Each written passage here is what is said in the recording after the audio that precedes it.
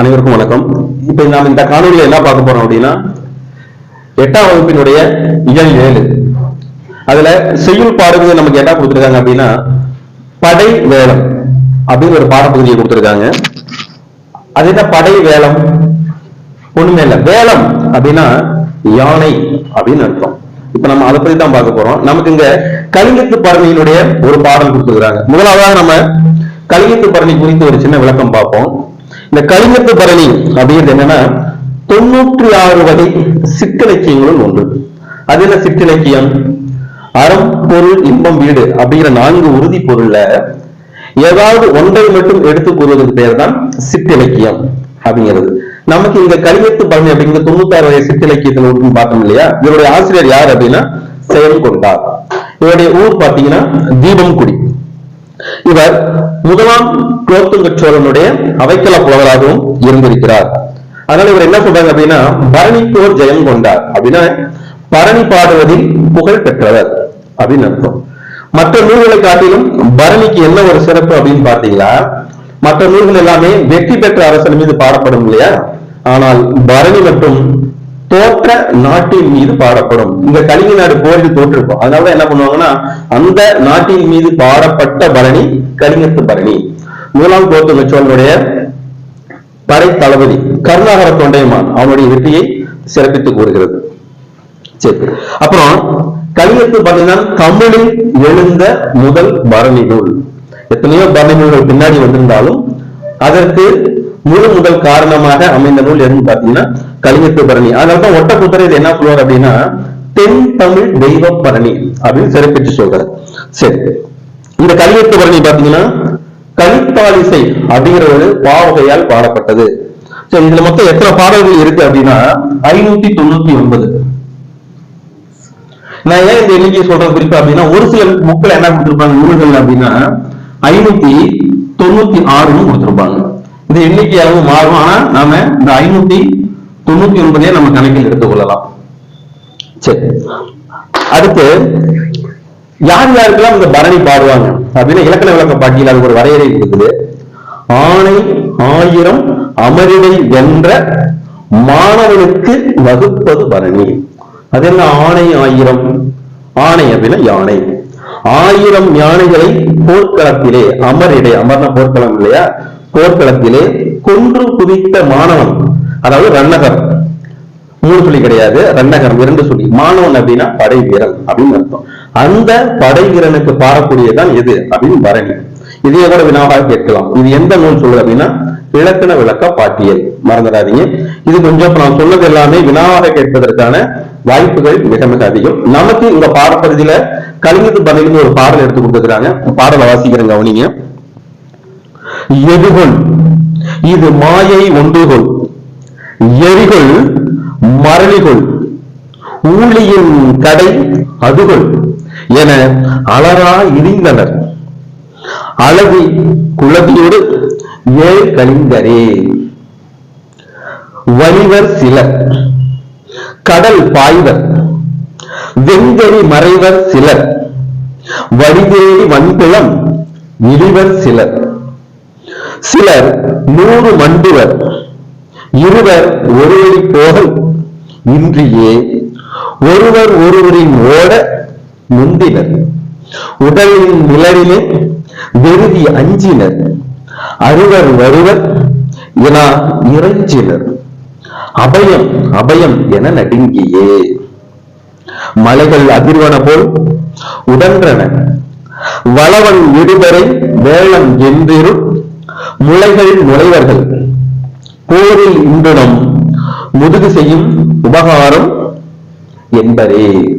இது போர்க்கள பாடல் இல்லையா? அதனால பாடல்கள் எப்படி இருக்கும் அப்படின்னா, கொஞ்சம் அந்த போர்க்களை சூழலை விளக்குவதற்காக அந்த சொற்கள்லாம் கொஞ்சம் அந்த வல்லின சொற்களாக, அந்த ஓசை சொற்கள் கொஞ்சம் அதிகமாகவே இருக்கும். இங்க நமக்கு பரணி கலிங்கத்து பரணியில ஜெயம் கொண்டார் என்ன சொல்ல வர்றாரு அப்படின்னா, கலிங்க படையினுடைய நடுக்கம். ஏன்னா அது போரின் தோற்ற படை இல்லையா, அது எப்படி பயந்துக்கிறாங்களா பாருங்க. எதுகுள் இது மாயை ஒன்றுகுள், மாயை. அவங்களுக்கு அது என்ன நடக்குதுன்னே தெரியல. போர்க்களத்துல சோழருடைய அந்த படைக்கு தாங்காமல் அஞ்சு என்ன பண்றாங்களா, இது என்ன மாய வித்தையா அப்படின்னு படை வீரர்கள் குழம்புறாங்க, கலிங்க படை வீரர்கள் குழம்புறாங்க. எரிகொள் மரளிகொள் அப்படின்னு என்னது, தம்மை எரிக்க வந்த தீயோ சோழர் படையை சொல்றாங்க. தம்மை எரிக்க வந்த தீயோ, சோழர் படை தம் உயிரை பறிக்கும் காலனோ. நமன் அப்படின்னு இந்த பால்கடியில் வரும். இதை கூட வினாவாக கேட்பதற்கு வாய்ப்பு இருக்குது. நமன் என்பதன் பொருள் என்ன? நமன் அப்படின்னா யமன். சோழர் படை தம்மை அழிக்க வந்த யமனோ அப்படின்னு அஞ்சு நடுங்குறாங்களாம். தமது இறுதி காலம் நெருங்கி விட்டது, அவ்வளவுதான், இன்னையோட நம்ம உயிர் பிழைக்க போறது கிடையாது, நம்முடைய வாழ்வு இந்த போர்க்களத்தில் முடிய போது, ஊழி காலம் அப்படின்னா இறுதி காலம், உலகம் அழியும் காலம் இல்லையா, நம்முடைய பிறப்பு அவ்வளவுதான், இந்த போர்க்களத்துடைய முடிய போகுது. என்ன பண்ணிக்கிறாங்களாம், கலிங்கப்படைவர்கள் அஞ்சு நடுங்குறாங்களாம். தமது இறுதி காலம் நெருங்கி விட்டதோ என எண்ணி அலைந்து குலைந்து நடுங்கினர். இங்க ஓடுறான் அங்க ஓடுறான், தான் உயிரை காப்பாத்திக்கிறதுக்காக. சரி, எப்படி ஓடுறாங்களாம் பாருங்க. அப்படி நடுங்கிய கலிங்கப்படையினர் படைக்கூட்டத்தில் இருந்து விலகி ஓடுறாங்க. அதான் அழகா சொல்றாரு பாருங்க. வலிவர் சிலர் படைக்கூட்டத்திலிருந்து தப்பிச்சு வேற பக்கமா ஓடுறாங்க. ஒரு சிலர் என்ன பண்றாங்களாம் பாருங்க, கடல் பாய்வர், கடலில் குதித்து தன் உயிரை என்ன பண்ணிக்கிறாங்களா, காப்பாற்றிக்கிறாங்க. வலிவர் சிலர் கடலில் பாய்வர். நடுங்கிய கலிங்கப்படையினர் என்ன பண்றாங்க, படைக்கூட்டத்திலிருந்து விலகி ஓடி சிலர் கடலில் தாவி குதித்து தங்கள் உயிரை பாதுகாத்துக்கிறாங்க. அடுத்து பாருங்க, வெங்கரி மறைவர் சிலர். அது என்ன, வெண்கரி, கரி அப்படின்னா இடைநரகரம், கரி அப்படின்னா யானை, வலிநரகம் போடக்கூடாது, இடைநரகரம்னா யானை. யானையின் பின்னாடி போய் ஒண்டிக்கிறாங்க. ஐயோ அப்படின்னு பயந்து இருக்கு. எவ்வளவு அற்புதமா சொல்றாரு பாருங்க அந்த போர்க்கள காட்சியை. சிலர் என்ன பண்றாங்க, யானைகளின் பின்னே மறைந்து கொண்டு தங்கள் உயிரை காக்கின்றார். இன்னும் சிலர் என்ன பண்றாங்களாம் பாருங்க, வன்பிலம் இழிவர் சிலர். சிலர் எங்க ஓடுறதுன்னு தெரியாம கண்ணா பின்னான்னு ஓடுறாங்களாம். கடல்ல ஒரு சிலர் குதிக்கிறான், யானை பின்னாடி ஒரு சிலர் ஒண்டிக்கிறான் அப்படின்னாலுமே இவங்களுக்கு என்ன பண்ணு தெரியாம இந்த வடக்கு திசையை நோக்கி போறதா தெற்கு திசை நோக்கி போறதான்னு தங்களுக்கு சுயநினைவே இல்லாம அங்கேயும் இங்கேயும் என்ன பண்ணிட்டு இருக்கிறாங்களா, அலையும் ஓடிட்டு இருக்கிறாங்களாம். ஒரு சிலர் என்ன பண்றாங்களாம் பாருங்க, தூர் மண்டுவர் சிலர் போகலின்றியே என்ன பண்றாங்க, செல்வதற்கு அரிதான மலை குகை இருந்து பாருங்க, மலை குகைக்குள்ளிலும் இந்த செடி புதர்லாம் இருக்கு பாருங்க, அந்த புதற்குள்ளேயும் போய் ஒண்டிக்கிறாங்களா தன்னுடைய உயிரை காத்துக் கொள்வதற்காக. சரி, இன்னும் சிலர் என்ன பண்றாங்க பாருங்க, ஒருவரின் ஓட முந்தினர். இவனை விட இவன் என்ன பண்றான், உயிரை காப்பாத்திட போகுதுன்னு இவன் அவனுக்கு மேல ஓடுறான், அவன் இவனுக்கு மேல ஓடுறான். அப்படி மாறி மாறி என்ன பண்ணிக்கிறாங்களா, தங்கள் உயிரை காத்துக் கொள்கிறார். ஒருவர் முந்திக் கொண்டு ஓடினர். உடலின் நிலனினை, இதுதான் முக்கியமானது பாருங்க, உடலின் நிலனினை எருதி அஞ்சினர். அப்படி உயிருக்கு பயந்துட்டு ஓடுறான் பாருங்க, அப்ப தன்னுடைய நிழலை பார்த்தே பயப்படுறான், பின்னாடி யாரோ துரத்துறாங்களே. தன் நிழல் தன்னை நோக்கி வருவதை கூட அவன் எப்படி பாக்குறானா, எதிரியினுடைய ஒரு நிழலா பார்த்து அவ்வளவு உயிர் பயத்தில் என்ன பண்றானா, ஆஹா யாரும் நம்ம துரத்துறாங்களேன்னு அவ்வளவு விரைவாக ஓடுறானா. தன் நிழலை கூட எண்ணி அஞ்சும்படி கலிங்க வீரர்கள் நடுங்கினர். வருவர் என இறைஞ்சினர். என்னை யாரா காப்பாத்துங்க என்ன பண்றாங்களா, இறைஞ்சுதல் அப்படின்னா கெஞ்சுதல், உதவி கேட்கிறாங்களாம். அபயம் என நடுங்கியே, ஐயோ ஆபத்து எங்களை யாரா காப்பாத்துங்க என்ன பண்றாங்க, நடுங்கி உதவி கேட்கின்றனர். அடுத்து பாருங்க, சோழமன்னனுடைய படையில் இருக்கிற அந்த யானைகள் எப்படி பண்ணுதான், சோழமன்னனின் படையில் உள்ள யானைகள் சினமுற்று இடியை போல் பிளிரின. இது கூட கேட்பாங்க, இந்த ஒளிப்பிரிப்பு சொல்லு சொல்லுவாங்க இல்லையா, மரபு தொடர் அப்படின்னா சொல்லுவாங்க. யானை என்ன செய்யும், பிளிரும். இதை கூட வினாவாக கேட்பதற்கு வாய்ப்புகள் இருக்கு பாருங்க. அது பிளிறது எப்படி இருக்குதான், சினமுற்று ஒரு பெரிய மேகம் இடியை எப்படி இடிக்கிறதோ அவ்வளவு சத்தத்துடன் அந்த யானை என்ன பண்ணுதான், போர்க்களத்தில் பிளிருவது இடியை போன்று ஓசையுடையதாக இருக்கிறது. அவங்க ஓசையை கேட்டு அஞ்சிய வீரர்கள் இருள் நிறைந்த குகைக்குள், அந்த குகைக்குள் என்ன இருக்குன்னே தெரியாது, இருந்தாலும் அந்த யானைக்கு பயந்துட்டு என்ன பண்றாங்க, தன் உயிரை காப்பாத்திக்கிறதுக்கு குகைக்குள்ள போயிட்டா கூட பரவாயில்ல, ஆனா அந்த யானைகிட்ட மாட்டிக்க கூடாதுன்னு இருள் நிறைந்த குகையா. அது எதுக்காக இங்க இருள் நிறைந்த குகைன்னு சொல்றான், ஏன்னா அந்த குகைக்குள்ள என்ன இருக்குன்னு யாருக்குமே தெரியாது. அங்க போனா கூட தப்பிச்சுக்கலாமா, ஆனா இங்க இருந்தா தப்பித்துக் கொள்ள முடியாதான். சோழரின் படை வீரர்கள் கொண்டு இருந்தா தப்பிக்க முடியாதுன்னு அந்த குகைக்குள் ஓடி கலிங்கப்படை வீரர்கள் மறைந்து கொண்டனர். முறைவர் போரில் இன்றும் முதுகு செய்யும் உபகாரம் என்பது தன்னுடைய புறமுதுகை காட்டி ஓடி பிழைத்தனர். பொதுவாக போர்க்களத்துல ஒரு அறநெறி என்ன சொல்லுவாங்க அப்படின்னா, புற முதுகிட்டு ஓடுபவனை யாரும் தாக்கக்கூடாது. அப்படி புற முதுகிட்டு ஓடுனா அது நமக்கு அவமானம், ஆனா என்ன பண்ணிக்கலாம், உயிர் பிழைத்துக் கொள்ளலாம் அப்படின்னு சில வீரர்கள் என்ன பண்றாங்க, தன் உயிரை காத்துக் கொள்கின்றனர் அப்படின்னு அழகா தன்னுடைய போர்க்கள காட்சியை அழகா சொல்றாரு சைமன் கொண்டார். இவர் தீபங்குடி என்ற ஊரினை சார்ந்த நாம் முதலே பார்த்தோம். பரணிக்கு ஒரு சைமன் கொண்டார் என்று இவரை போடப்படுவார்கள். முதலில் இருந்த முதல் நூல் பரணி நூல், கலிங்கத்து பரணி. அதனால்தான் ஒட்டக்கூத்தர் என்ன சொல்றாரு அப்படின்னா, தென் தமிழ் தெய்வம் பரணி.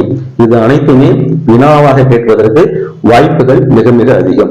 இப்ப சொல்லும் பொருள் நம்ம பெரும்பாலும் என்ன கேட்கலாம் அப்படின்னா மரளி அப்படின்றத கேட்கலாம். மரளி அப்படின்னா காலம், யமன் அப்படின்னு அர்த்தம். கரி, நான் முதல்ல சொன்னோம் இல்லையா, கரி இடைநரகர், அது போட்டா யானை. வேளம்னாலும் யானையின் பொருள் தான், கரி அப்படின்னாலும் யானைங்கிற பொருள் தான். அடுத்து தூருனா புலர், உங்களுக்கே தெரியும். அருவர் அப்படின்னா தமிழர். உடன்றன அப்படின்னா சினந்து எழும்பது அப்படின்னு அர்த்தம். வழிவர் அப்படின்னா நலிவி, அந்த கூட்டத்திலிருந்து நலிவி ஓடுவாங்க பார்த்தோம் பாருங்க, அந்த பொருளை கொடுக்குது. அடுத்து இது கூட கேட்கலாம். பிளம் அப்படின்னா மலை குகை அப்படிங்கிற ஒரு பொருளை கொடுக்குது. மண்டுதல் அப்படின்னா நெருங்குதல், கிட்ட நெருங்கி வராம பாருங்க, அந்த பொருளை குறிக்குது. அடுத்து இறைஞ்சுதல் அப்படின்னா கிஞ்சுதல்னு பார்த்தோம். முளை அப்படிங்கிறது மலை குகை, சிறப்பு தமிழ் குரலாக வரும். முளை அப்படின்னா மலைத்தொகை அப்படின்னு அர்த்தம். அடுத்து நம்ம பார்க்க போற செய்யுள் ஒரு புது கவிதை, விடுதலை திருநாள். இந்த தலைப்பு நீங்க படிக்கும்போதே உங்களுக்கு தெரிஞ்சிருக்கும். இந்த பாடம், இந்த செய்யுள் எதை பற்றியது அப்படின்னா, நாம் ஆண்டாண்டு காலமாக ஆங்கிலேயரிடம் அடிமைப்பட்டு கிடந்தோம் இல்லையா, அந்த செய்தியை விளக்கி கூறுவதுதான் இந்த விடுதலை திருநாள். நம்ம பாடத்துக்குள்ள போறதுக்கு முன்னாடி இந்த ஆசிரியர் பற்றி நம்ம கண்டிப்பா பார்த்தே ஆகணும்.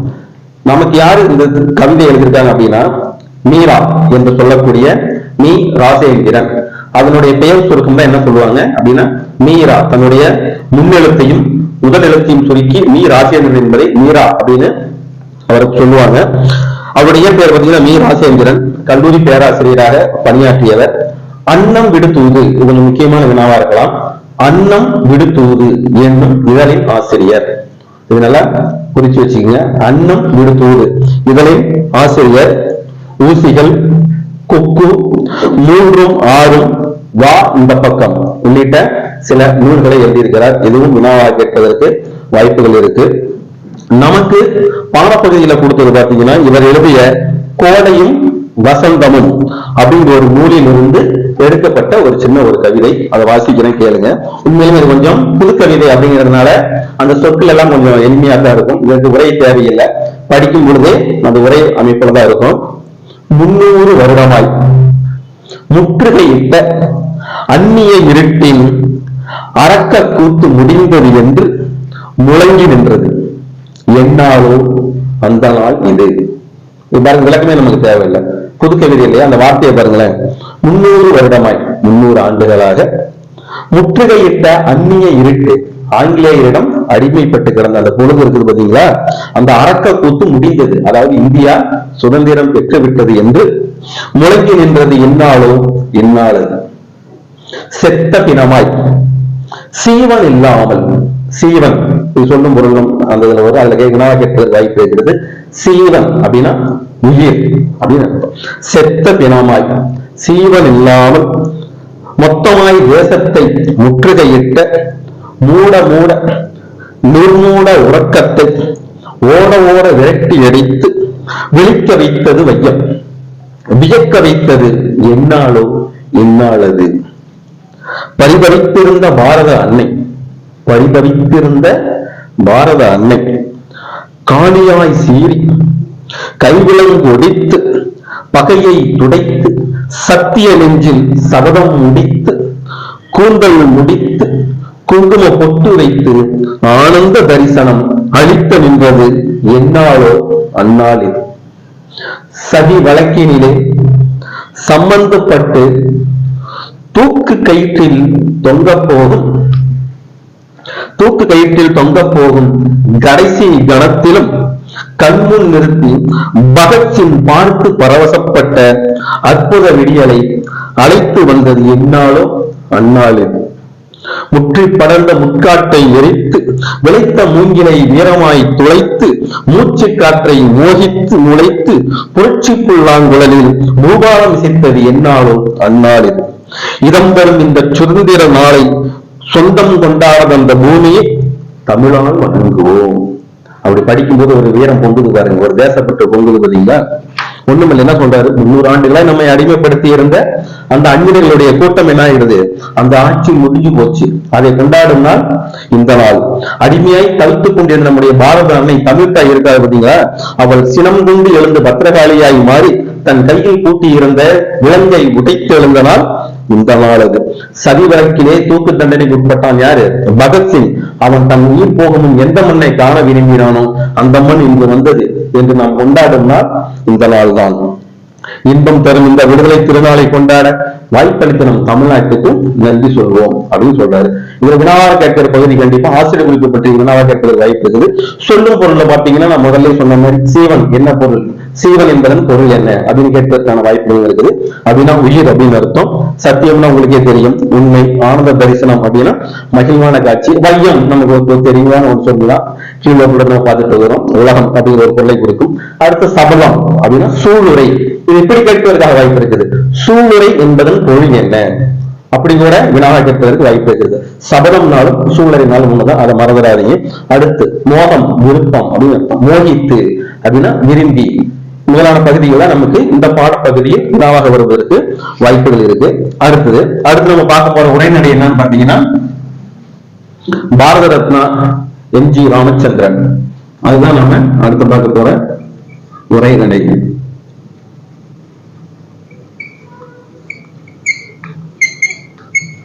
பாரத ரத்னா எம்ஜிஆர். நம்ம ஷார்ட்டா எழுதிடுறோம் உங்களுக்கு.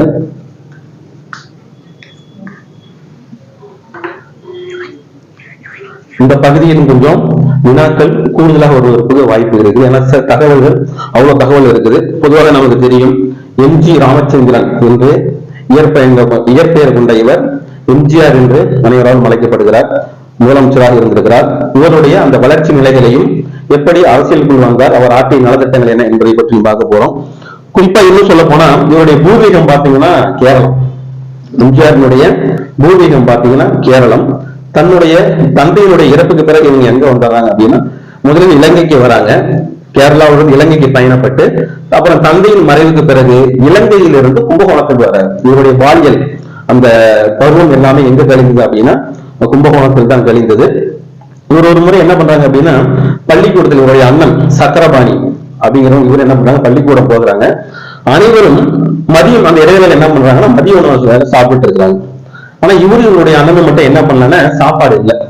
அது அந்த அண்ணன் அந்த தம்பி கேட்கிறாரு, சிறு வயதுல எம்ஜிஆர் கேட்கிறாரு, எல்லாரும் சாப்பிட்டு இருக்கிறாங்களே நாம ஏன்னா சாப்பிடல அப்படின்னு. அதுக்கு அவருடைய அண்ணன் சொல்கிறார், நாம் ஒருவேளை மட்டுமே உணவு உண்ணக்கூடிய நிலையில் இருக்கிறோம். நம்முடைய தாயும் தந்தையும் வேலைக்கு சென்று சம்பாதித்துக் கொண்டு வரும் பொருள் ஒருவேளை உணவுக்கு மட்டுமே பயன்படுகிறது. இந்த ஒரு தாக்கம் தான் அவர் பின்னாளில் முதலமைச்சரான பிறகு நாம் பட்ட கஷ்டத்தை யாரும் படக்கூடாது என்பதற்காகவே சத்துணவு திட்டத்தை கொண்டு வருகிறார். நாம இதுக்கு முன்னாடி ஒரு காணொலி சொல்லியிருப்போம். மதிய உணவு திட்டம் காமராசர் கொண்டு வந்தது. அதை சத்துணவு திட்டமாக மாற்றியவர் யாருன்னா எம்ஜிஆர். இதை கூட உணவாக கேட்பதற்கு வாய்ப்பு இருக்குது, மறந்துடாதீங்க. மதிய உணவு திட்டம் காமராசர், சத்துணவு திட்டம் எம்ஜிஆர். இதை மறந்துடாதீங்க. சரி, இவருக்கு என்ன ஒரு அடைமொழி கொடுக்குறாங்க அப்படின்னா புரட்சி தலைவர். நிறைய அடைமொழி இருக்குது. அதுல முதல் அடைமொழி பாத்தீங்கன்னா புரட்சி தலைவர் அப்படிங்கிற ஒரு அடைமொழியை கொடுக்குறாங்க. அடுத்து என்னன்னு பாத்தீங்கன்னா இவருடைய அப்பா அம்மா பேர் என்ன அப்படின்னு பாத்தீங்கன்னா தந்தையின் பெயர் கோபாலன், அம்மாவினுடைய பெயர் சத்யபாமா. இவர் எப்ப பிறக்கிறார்னா 1917 ஜனவரி திங்கள் 17ஆம் நாள் பிறக்கிறார். இதையே கூட வினாவாக கேட்பதற்கான வாய்ப்புகள் இருக்குது. 1917 ஜனவரி மாதம் 17ஆம் தேதி இந்த பூமிக்கு அவர் என்ன ஆகிறார், உதயமாகிறாரு. கோபாலன் சத்யபாமா தம்பதியினருக்கு 5வது மகனாக பூமியை பிறப்பெடுக்கிறார். இந்த மறந்துடாதீங்க. முதல்ல சொன்ன மாதிரி கேரளாவை பூர்வீகமாக கொண்டு இலங்கையில் பயணப்பட்டு தன்னுடைய தந்தையின் மறைவுக்கு பிறகு கும்பகோணத்தில் தன்னுடைய வாழ்க்கையை தொடங்குகிறார். சரி, அடுத்தது இந்திய அரசு மிக சிறந்த நடிகர்களுக்கு வழங்கக்கூடிய பாரத் அப்படிங்கிற பட்டத்தை இவர் என்ன பண்ணிருக்கிறாரு அப்படின்னா வாங்கியிருக்கிறாரு. இவருடைய புகழ்பெற்ற திரையிசை பாடல்கள் நிறைய இருந்தாலுமே சமூகத்தில் மிகப்பெரிய தாக்கத்தை ஏற்படுத்தியது என்னன்னா ஒரு தலைவன், ஒரு தலைமை பண்பு கொண்டவன் எப்படி இருக்கணும் அப்படின்னா மாபெரும் சபைகளில் நீ நடந்தால் உனக்கு மாலைகள் விழ வேண்டும், ஒரு மாற்று குறையாத மன்னவன் என்று உன்னை போற்றி புகழ வேண்டும் அப்படிங்கிற ஒரு பாடலை அடிக்கடி இவருக்கு உண்மையா சொல்லுவாங்க. அதே போல பெரும்பாலும் பாத்தீங்கன்னா தாமை பண்புள்ளவர்களுக்கான மிக முக்கிய குணம் என்னன்னா பணிவு. அதை முன்னிட்டு என்ன சொல்றாங்க அப்படின்னா பதவி வரும்போது பணிவு வர வேண்டும், துணிவு வர வேண்டும் தோழா அப்படிங்கிற பாடலில் இவருக்காக முன்வைக்கிறாங்க. அடுத்ததாக பொன்மனச்செம்மல், புரட்சியாளர் ஒரு பட்டம் பார்த்தோம் இல்லையா, அடுத்த பட்டம் பாத்தீங்கன்னா பொன்மனச்செம்மல். அது என்ன பொன்மனச்செம்மல்? ஈகை பண்பு, கொடைத்தன்மை இருக்கு இல்லைங்களா, அந்த பண்பை முன்னிறுத்தி இவருக்கு அந்த பொன்மனச்செம்மல் அப்படிங்கிற ஒரு பட்டத்தையும் கொடுக்குறாங்க. இவருக்கு வேற என்னென்ன சிறப்புகள்லாம் பண்ணிருக்காங்க அப்படின்னா சென்னை பல்கலைக்கழகம் இவருடைய சேவையை பாராட்டி டாக்டர் பட்டம் கொடுத்திருக்காங்க. அதே போல சென்னையில எம்ஜிஆர் பல்கலைக்கழகம், மருத்துவ பல்கலைக்கழகம் இவருடைய பெயரில் அமைக்கப்பட்டிருக்கிறது. அதே போலவே இது கொஞ்சம் முக்கியமானது, பாரத ரத்னா அப்படிங்கிற விருதை இவருக்கு எப்ப கொடுக்குறாங்கன்னா 1988. இது வினாவாக கேட்பதற்கான வாய்ப்பும் இருக்குது. 1988 இவருக்கு என்ன விருது கொடுத்தாங்க அப்படி கேட்பதற்கான வாய்ப்பும் இருக்குது. பாரத ரத்னா விருதை எம்ஜிஆர் அவர்களுக்கு வழங்கிய ஆண்டு இப்படி கேட்பதற்கான வாய்ப்புகளும் இருக்குது. இது நல்லா கவனத்தில் கொள்ளணும். அடுத்ததாக இவர் நம்ம முதல்ல சொன்னோம் இல்லைங்களா, சத்துணவு திட்டம். அது மட்டும் இல்லாம வேற என்ன கொடுக்குறாரு அப்படின்னு, ஒரு முறை என்ன பண்றாரு, வெளியூருக்கு போயிட்டு சென்னைக்கு திரும்பி வராரு தன்னுடைய கார்ல. வரும்போது ஒரு நெடுஞ்சாலையில் என்ன பண்றாங்க, ஒரு வயதான மூதாட்டியும் அவருடைய பேத்தியும் என்ன பண்றாங்கன்னா, தலையில ஒரு புல்லுகட்டை சுமந்துக்கிட்டு வெறும் காலில் அந்த வேகாத வெயில்ல நடந்து போறாங்க. மறுபடியும் ஒரு மரத்தடி நிழல்ல நிக்கிறாங்க. மறுபடியும் ஒரு தூரம் நடந்து போறாங்க, ஒரு மரத்தடி நிழல் நிற்கிறாங்க. இதை பார்த்தவருக்கு என்ன பண்றாரு, தன் உடன் வந்தவருடைய காலனி அவங்களுக்கு ஒத்து உதவி செஞ்சுட்டு அதுக்கப்புறம் அவர் யோசிக்கிறார், ஆகா நாம இந்த மாதிரி ஒரு திட்டத்தை புதிதாக கொண்டு வரக்கூடாது அப்படின்னு முதலாக பள்ளியில் படிக்கும் மாணவர்களுக்கு காலனி திட்டம், காலனி இருக்கு இல்லைங்களா அந்த செருப்பு, அதை அந்த திட்டத்தை கொண்டு வந்தவர் யார் அப்படின்னா புரட்சித் தலைவர் எம்ஜிஆர் அவர்கள் தான் கொண்டு வந்திருக்கிறாரு. இதை கூட கேட்பதற்கான வாய்ப்புகள் இருக்குது. அதே போல ஒரு முறை ஒரு படப்பிடிப்புக்கு போறப்ப என்ன பண்றாங்க அப்படின்னா, காஷ்மீர்ல அந்த இந்திய படை வீரர் நலச்சங்கம் அவங்க என்ன சொல்றாங்க, தங்களுடைய சங்கத்துக்கு வந்து ஒரு சின்ன ஒரு நீங்க வருகை புரியணும், ஒரு சின்ன ஒரு விழாவா நடத்தணும்னு சொன்னனால இவரும் சரின்னு உடன்பட்டு அதை ஏத்துக்கிறாரு. அந்த விழாவுக்கு போறாரு. தன்னுடைய தேசத்தை காக்கக்கூடிய மக்களுக்கு எதை செய்யணும் அப்படிங்கிறத என்ன பண்றாருன்னா, ஒரு மிகப்பெரிய தொகை, நமக்கு தொகையை குறிப்பதில்ல, அவருடைய ஈகை பண்புக்காக சொல்றாரு, ஒரு மிகப்பெரிய தொகையை நன்கொடையா கொடுக்கணும்னு என்றாரு. ஆனா அந்த சமயத்தில் அவரிடம் பணம் இல்லாததால் தன் அருகில் இருந்த ஒரு தொழிலதிபரிடம் ஒரு குறிப்பிட்ட ஒரு பணத்தொகையை வாங்கி அந்த நலச்சங்கத்திற்கு நன்கொடையாக கொடுத்து விட்டு திரும்பி ஷூட்டிங் முடிஞ்சு வந்து என்ன பண்றாராம், உடனடியாக அந்த தொகையை திருப்பி கொடுத்தாரு. யார்கிட்ட கடன் வாங்கினாரோ அவர்கிட்ட திருப்பி கொடுத்தாரு. அந்த ஒரு ஈகை பண்பு இருக்கு இல்லையா, இதற்காக பொன்மனச்செம்மல் அப்படின்னு அவரை சொல்றாங்க. சரி, இவரு என்னென்ன நலத்திட்டங்கள்லாம் கொண்டு வந்தாங்க அப்படின்னு பாத்தீங்கன்னா கொஞ்சம் அது லிஸ்ட் அவுட் நிறையவே இருக்கு. என்ன நலத்திட்டங்கள்லாம் கொண்டு வந்திருக்காரு அப்படின்னா, உழவர்களுடைய கடன், ஏழை விவசாயிகளுக்கு கடன் தள்ளுபடி பண்ணியிருக்கிறாரு. ஏழை மக்களுக்காக வீட்டு வசதி திட்டம், ஆதரவற்ற மகளிருக்கு திருமண உதவி திட்டம் இதை கொண்டு வந்திருக்காரு. தாய் சேய் நல இல்லங்கள் அப்படின்னு ஒரு திட்டத்தையும் கொண்டு இருக்காரு. அடுத்ததாக இதை கூட என்னவா கேட்கலாம், பருப்பொடி வழங்கும் திட்டம். இது ஈஸியா அழகா கொஸ்டின் பிரேம் பண்றவங்க என்ன பண்ணலாம், தாங்க நம்மளை கொலை போடுறதுக்காக இதை கூட எடுத்துக்கலாம். நம்ம சத்துணவுனா எழுதிடுவோம், மதிய உணவு திட்டம்னா நம்ம ஈஸியா என்ன பண்ணிடுவோம், கெஸ் பண்ணி எழுதிடுவோம். சப்போஸ் கொஞ்சம் குழப்பணும் அப்படின்னு நினைக்கிறவங்க என்ன பண்ணுவோம், இதை கூட வினாவை எடுப்பாங்க. பற்பொடி வழங்கும் திட்டத்தை அறிமுகப்படுத்தியார் அப்படின்னு கூட கேட்பதற்கான வாய்ப்புகள் அதிகமா இருக்கு. இதுவும் டாக்டர் எம்ஜிஆர் தான், அதை மறந்துடாதீங்க. நலிவடைந்த பிரிவை சேர்ந்த மாணவர்களுக்கு பாடநூல் வழங்கும் திட்டம், முதியோருக்கு உதவித்தொகை வழங்கும் திட்டம், வேலை வாய்ப்பற்றோருக்கு உதவித்தொகை வழங்கும் திட்டம் முதலான பல்வேறு நலத்திட்டங்களை இவர் வகுத்திருக்கிறாரு. இதை வந்து கட்டாயமா ஒரு விவாதத்துக்கு கேட்பதற்கான வாய்ப்புகள் மிக அரிதுதான். இருந்தாலும் நாம் தெளிவாய்க்கிறதுக்கு இவர் இது. சரி, தமிழ் வளர்ச்சி குறித்து இவர் ஆற்றிய பணிகள் என்ன அப்படின்னு நம்ம பார்க்கும்போது, தந்தை பெரியார் உருவாக்கிய அந்த எழுத்து சீர்திருத்தத்தை நடைமுறைப்படுத்தியவர் யார் அப்படின்னா இவர்தான். மறந்துடாதீங்க, பெரியார் எழுத்து சீர்திருத்தத்தை நடைமுறைப்படுத்தியவர் யார் அப்படின்னு வினாவா கேட்டாங்கன்னா அதற்கு விட எம்ஜிஆர், அதை மறந்துடாதீங்க. அதே போல இது கொஞ்சம் முக்கியமானது, மதுரையில் நடைபெற்ற 5ஆம் உலக தமிழ் மாநாட்டை சிறப்பாக நடத்தியவர். மதுரையில் எத்தனாவது உலக தமிழ் மாநாடு நடந்தது அப்படின்னு கேட்கலாம். இல்ல 5ஆம் உலக தமிழ் மாநாடு எந்த ஊர்ல நடந்தது அப்படின்னு கேட்கலாம். யாருடைய ஆட்சியின் கீழ் நடந்தது அப்படின்னு கேட்கலாம். இதை 3 பகுதிகளாக கேட்பதற்கான வாய்ப்புகள் அதிகம். இந்த பகுதியில் கொஞ்சம் தெளிவா இருக்கு. அதே போல இப்பொழுது தஞ்சையில் இருக்கக்கூடிய தமிழ் பல்கலைக்கழகம் 1000 ஏக்கர், அந்த பல்கலைக்கழகத்தை தோற்றுவித்தவரும் இவர்தான். சரி, அடுத்ததாக ஒரு கூடுதல் செய்தி, எம்ஜிஆர் நூற்றாண்டு விழா ஒட்டிய 2017-18ஆம் ஆண்டு, வேற இடத்துல நல்லா கணக்கு வச்சுக்கணும், மறந்துடாதீங்க. 2017-18ஆம் ஆண்டு தமிழக அரசால் சென்னையிலும் மதுரையிலும் இருக்கக்கூடிய பேருந்து நிலையத்திற்கு எம்ஜிஆர் பெயர் சூட்டப்பட்டது. இது நமக்கு தெரியும், எம்ஜிஆர் பெயர் இருக்கு அப்படின்னு. ஆனா எந்த காரணத்துக்காக சூட்டப்பட்டது அப்படின்னு நீங்க நினைச்சீங்கன்னா, நூற்றாண்டு விழா, எம்ஜிஆர் நூற்றாண்டு விழா ஆண்டு என்னன்னா 17-18, இதை மறந்துடாதீங்க. அதே போல் இன்னொரு தகவல் என்ன அப்படின்னா, இந்திய அரசு என்ன பண்ணிருக்காங்க, சென்னை சென்ட்ரல் இருக்கு பாருங்க, சென்னை மத்திய ரயில்வே நிலையம் இருக்கு பாருங்க, அதுக்கும் புரட்சித் தலைவர் டாக்டர் எம்ஜி ராமச்சந்திரன் மத்திய ரயில் நிலையம் என பெயர் குறித்து இவருக்கு என்ன பண்ணிருக்காங்க அப்படின்னா ஒரு சிறப்பு செய்திருக்கிறார்கள். அவ்வளவுதான். இதுல வந்து வினாக்களாக வரக்கூடிய பகுதியை நாம பார்த்துட்டோம். அவ்வளவுதான். அடுத்த பாடம், இது கொஞ்சம் முக்கியமான பாடம். ஏன்னா வினாவாக கேட்பதற்கான வாய்ப்புகள் அதிகம்.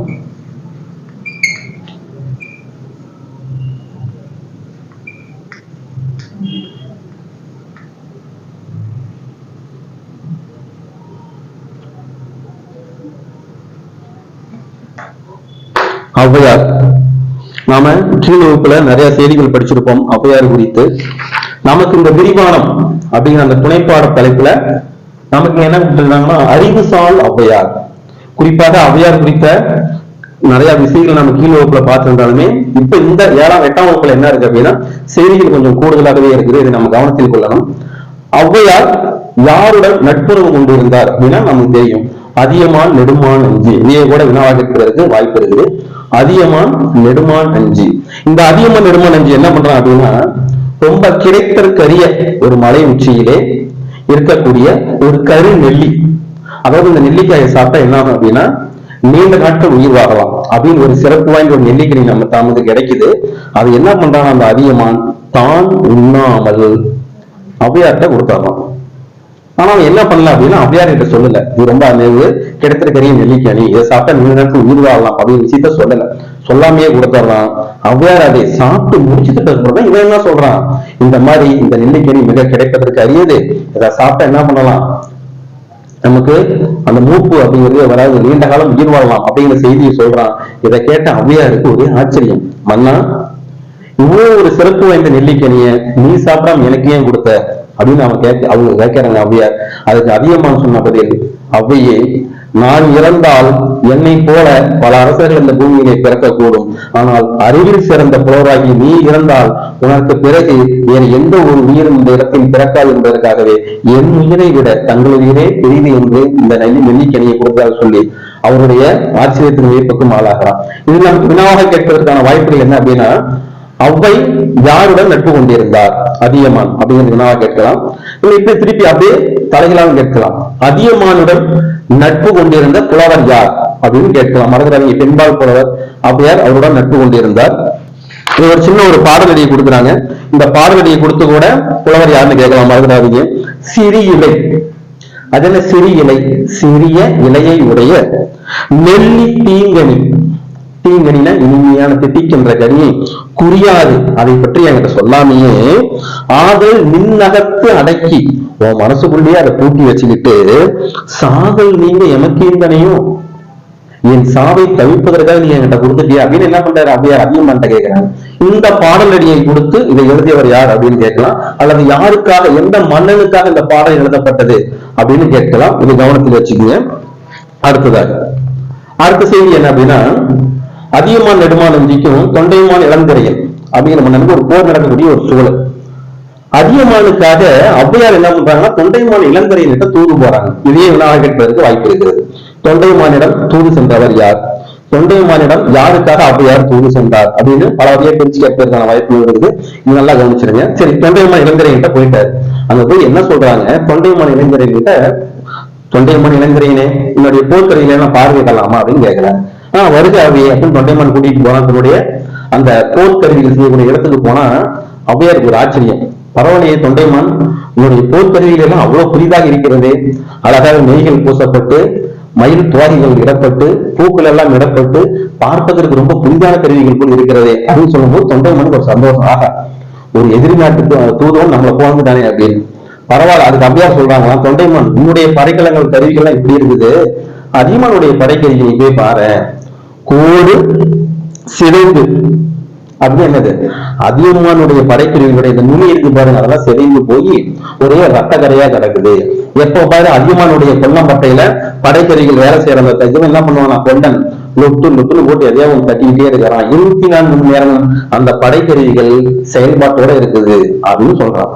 இங்க என்ன சொல்ல வராங்கன்னா ஔவையாரு ஒரு எதிர்மறையா சொல்றாங்க. நீ எந்த போருக்கும் போறதில்ல, உன்னுடைய போர்க்கருவிகளுக்கு வேலையும் இல்லை, அது அப்படியே இருக்குது.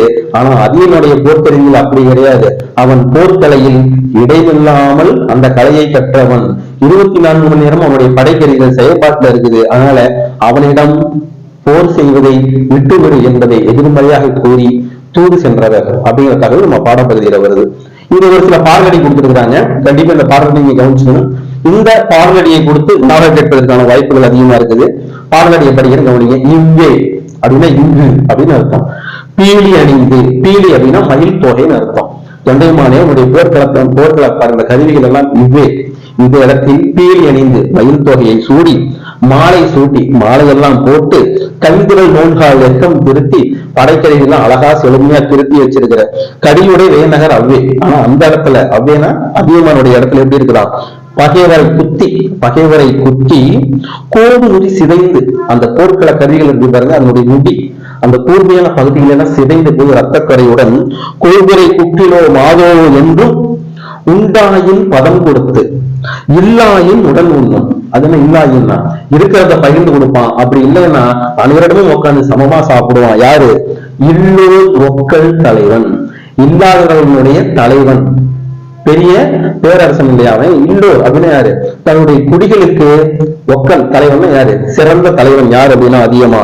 அண்ணன் அப்படின்னா இரக்கம் மிக்கவன் என் தலைவன். இது கோமான் வைமுதியே. இந்த பாடலடியை கொடுத்தும் இது யாருக்காக பாடப்படுதுன்னு கேட்கலாம், அல்லது இப்பாடலை பாடியவர் யார் என்பதும் கேட்கலாம்.